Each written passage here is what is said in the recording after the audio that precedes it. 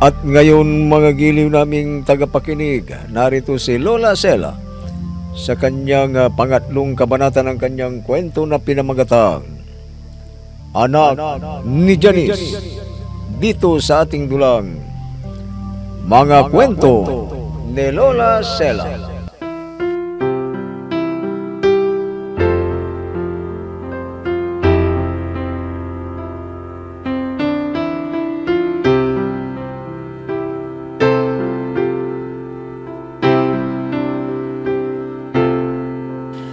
Kinausap ni Dindo si Bidel. Nagmakita sa kabukiran. Pero hindi sumag-ayon si Bidel. Dahil may usapan na sila ni Janice na siya ang sasagutin at wala nang iba. Minsan, dumalaw muli si Dindo sa bahay nila Janice. Subalit, ayaw talagang makipag-usap ang dalaga. At biglang dumating si Atoy, nalasing at nakita ang sasakyan ni Dindo na nakaharang sa dadaanan niya.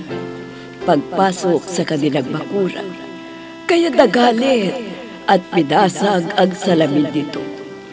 Nagalit na gusto si Dindo at nagpaputok ng kanyang baril. Narinig ni Janice ang putok, kaya lumabas at nagmakaawa kay Dindo para hindi ipabayaran ang damos at ipakulong ang tatay niya.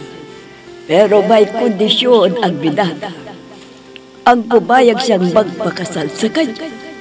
Sa gabing yun, ay nataon na dumalaw na rin si Bidel at una ay masaya siya.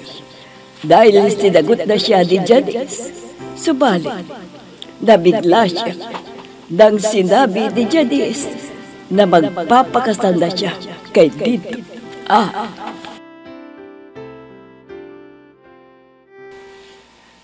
Salamat, Janice. Maraming salamat.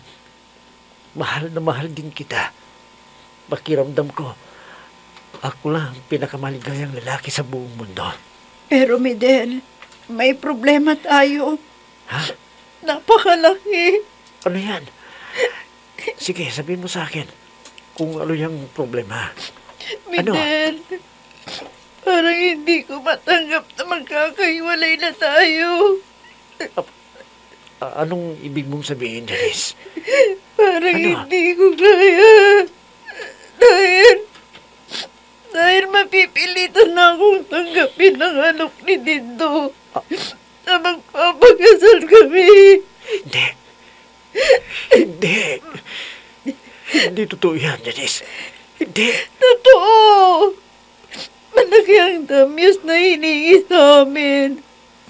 Dahil sa nasira ni Itay. At wala kaming pambayad. Binanta niya kami na ipapakulong ang Itay kung hindi niya mababayaran ang nabasag na salamin ng sasakyan niya. Kaya ito ang binigay na kondisyon para hindi na niya ituloy ang paniningil. Pagpapakulong sa Itay. Ang magpakasal na kaming dalawa. Bakit ka pumayag, Janice? Bakit? Dahil ayaw ko mabilang kong Itay dahil mahal na mahal ko siya. Janice. Pero huwag kang mag-alala, Midel. Kahit mag-asawa na kami ni Dindo, ikaw pa rin ang nagmamayari ng aking puso. Ikaw lang, dahil mahal na mahal kita. Bakit kailangan pang mangyari sa atin ito, Janice? Bakit? Mahal na mahal kita, Janice. Ayam ang Dindo na yun. Inasutok laban ko siya. Siya ang sisino sa ating pangarap. Kinamumuhian ko siya. Kinamumuhian ko siya!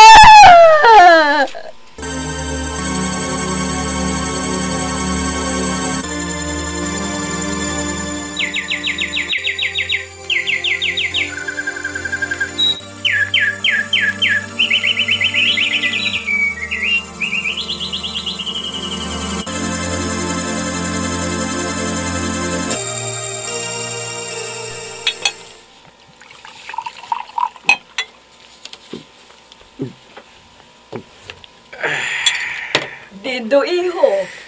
Umiinom ka na naman. Tama na yan. Mami, mahigit 3 taon na kaming mag-asawa ni Janice.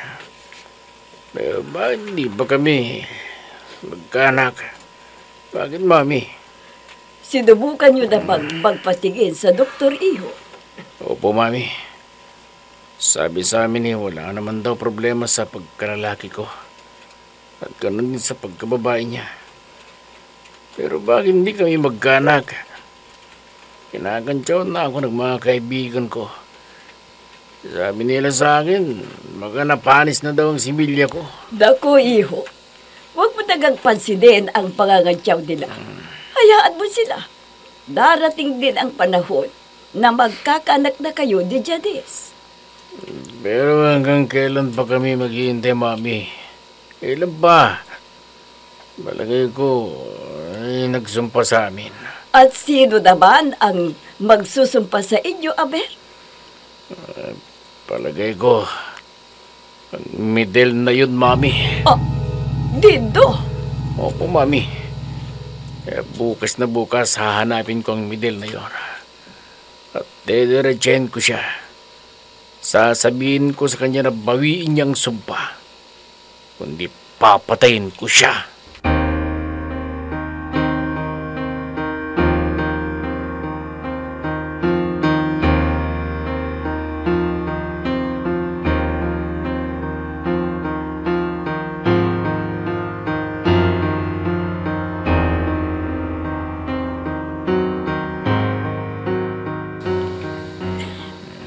Narinig ko ang usapan nila Dindo at Doña Josefa. Nanganganib ang buhay ni Midel. Kailangan mabigyan ko ng babala si Midel. Ayaw kong may masamang mangyari sa kanya. Mahal na mahal ko siya. At siya pa rin ang nagmamay-ari ng aking puso. Mahimbing na ang tulog ni Dindo. Sasamantalahin ko ang umalis at pupunta ako sa bahay nila Midel. Magdadahan-dahan akong babangon para hindi maramdaman ni Dindo. Huwag sana siyang magising para mapuntahan ko si Midel. Sabi ko na rin siyang mayakap.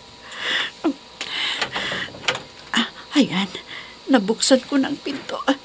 Lalabas na ako. Ayan, nasa labas na ako. Bibilisan ko ang umalis para makapagkita na kami ni Midel.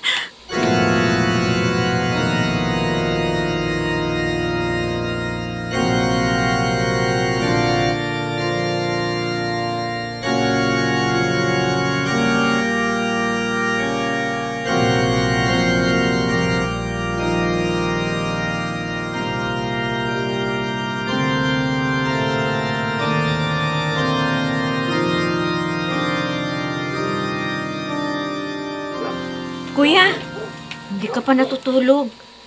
Di ba, maaga kang pupunta sa bukid bukas? Oo, Fina. Kaya lang, pinipilit kong matulog pero ayaw ako dalawin ng antok eh. Tapos, may kinakahalong pa ng aso. Oo nga, kuya. Baka may tao. Midel! Pina! Tulog na ba kayo? Midel! Midel! Fina, tinig Janice yun. Andito si Janice. Janice! Halika! Pumasok ka na. Midel! Midel! Midel! Janice, mabuti naman at nagpunta ka dito. Matagal na akong sabik na mayakap ka. Ako rin, Midel. Sabik na rin ako sa'yo. Oh, Janice, mahal ko. Midel, hindi ako magtatagal. Baka magising na si Dindo. Nagpunta ako dito para paalalahanan ka. Ha? Bakit? Mabuti pa, makinig ka at ipapaliwanag ko sa'yo. Makinig kang mabuti, Midel.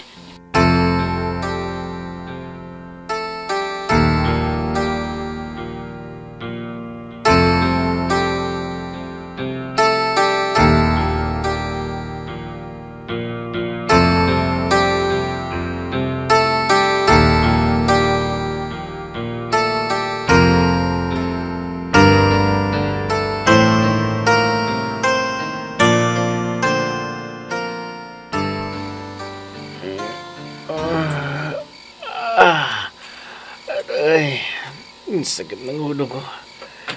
Naparami yatang nainom kong alag. Makapagkape nga pa. Teka. Wala si Jenny sa tabi ko. Baka lumabas. Makalabas na rin ako. At siya na lang ang pagtitimplahin ko ng kape. Janice! Nasaan ka?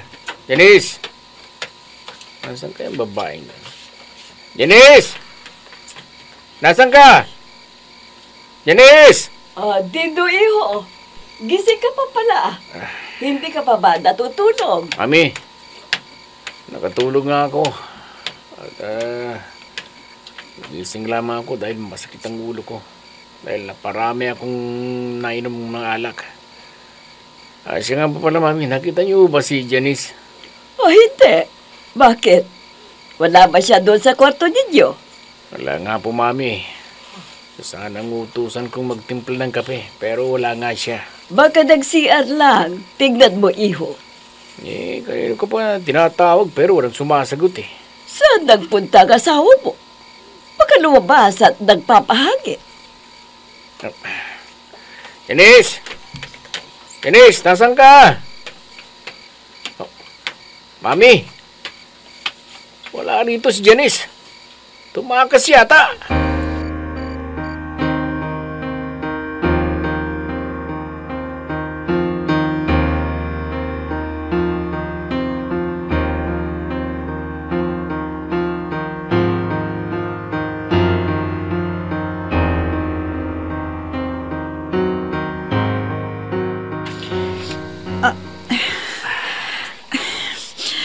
Napaligaya ba kita sa gabing ito, Midel? Janice. Maligaya ako dahil pinatunayan mo kung gaano mo ako kamahal. Midel, hindi na ako magtatagal ha. Aalis na ako. Baka magising si Dindo, hanapin ako. Sige. Mag-ingat ka, ha? Sige. Midel, may humintong sasakyan sa tapat ng bahay. Sino kaya yan? Sandali. At sisilipin ko kung sino yan. Janice? Ha? Sino yan, Midel? Janice? Si Dindo. Hindi! Hindi!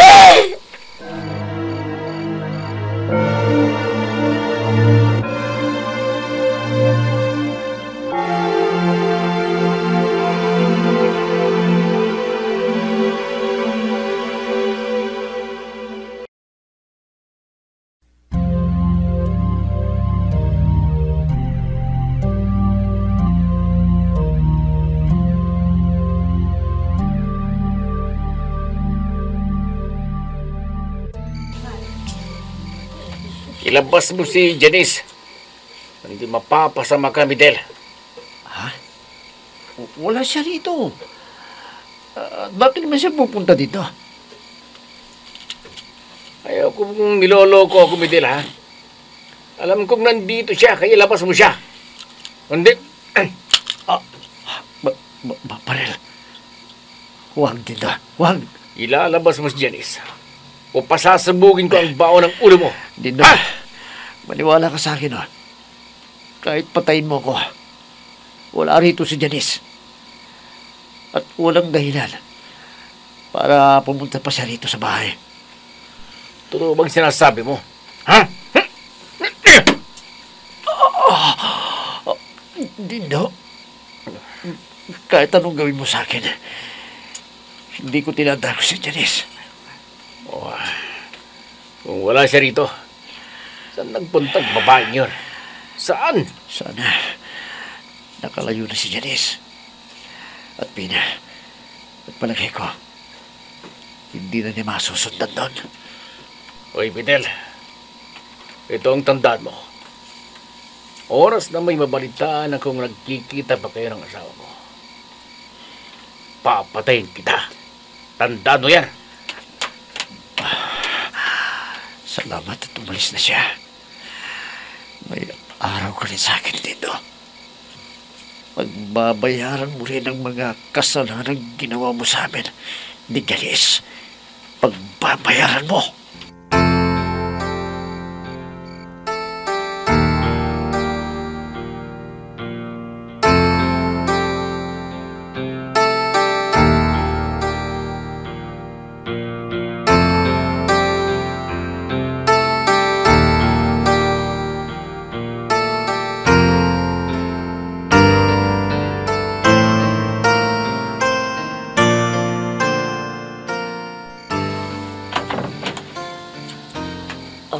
Jadis, saan ka ba galing?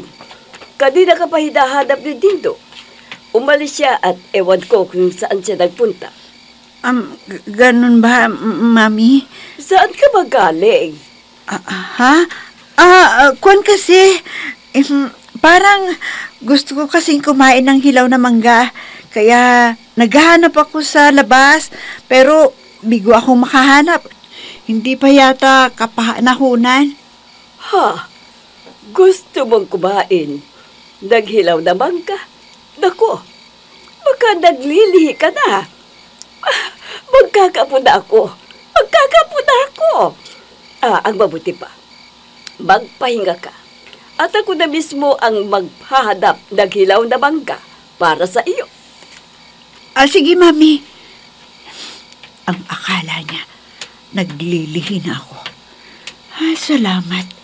Palagay ko, hindi na magdududa sa akin si Dindo.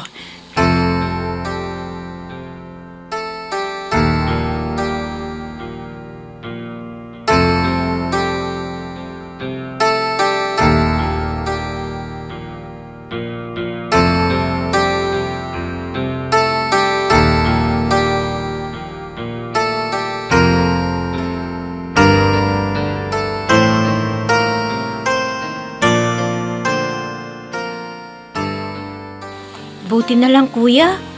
At hindi kami inabutan ni Dindo sa daan. Nakauwing ligtas si Ate Janice. Mahal na mahal ko siya, Fina. Kaya lang, bakit ganitong nangyari sa aming pag-iibigan? Bakit? Siguro, may ibang plano ang Diyos para sa'yo, kuya. Anong plano niya? Bakit kailangan pang masaktan ako? Bakit, Pina? Bakit? Kuya, huwag kang mag-alala.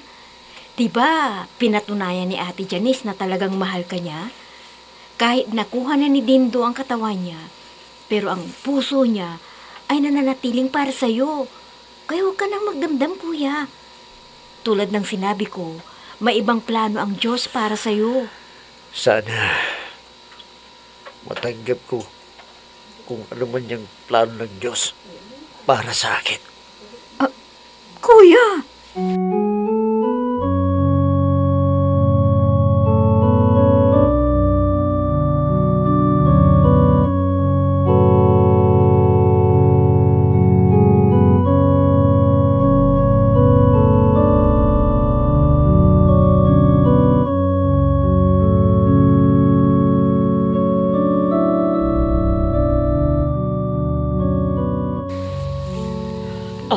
Dindo, iho, maligaya ako.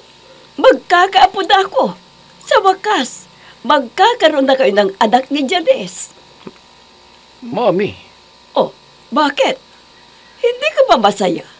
Nako, kaya pala lumabas ng bahay kagabi. Dahil gusto raw niyang kumain ng hilaw na mangga. Wala siyang nakitang nagtitinda ng mangga sa labas. Kaya ako na lang ang maghanap para sa kanya. Mahirap na. Magkabakunan pa. Tayka. Bakit parang hindi ka masaya? Dindo, iho. Walang kaduda-duda. Buntis ng asawa mo. Hindi ka ba masaya? hindi, Mami. Abay, bakit? Kung buntis nga siya, diskumpiyado ako sa kanya na baka hindi ako ang ama ng ipinagbubuntis niya. Dindo!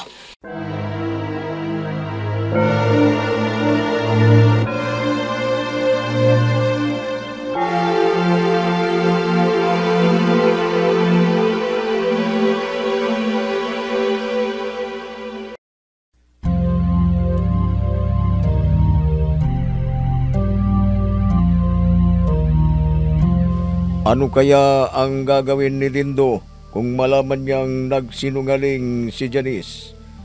Magiliw naming tagapakinig, abangan ang susunod na kabanata ng ating kwento na pinamagatang Anak ni Janice, dito sa ating dulang Mga Kwento ni Lola Sela. Mga nagbigay buhay sa ating dula: Myra Abrihal Narnola, Susan Malignem, Ami Diaz, Oscar Ora, Robert D. Guzman, Jun Cabato, Eva Alcoreza. Technical Supervision at Musika, Oscar Ora. Nilapatan ng tunog, Robert D. Guzman. Sa panulat at direksyon, Emma Dalupe. Mga Kwento ni Lola Sela. Inihahandog ng IFRE Recording Studio para sa Pambansang Radyo ng Pilipinas, Bombo Radio, Philippines.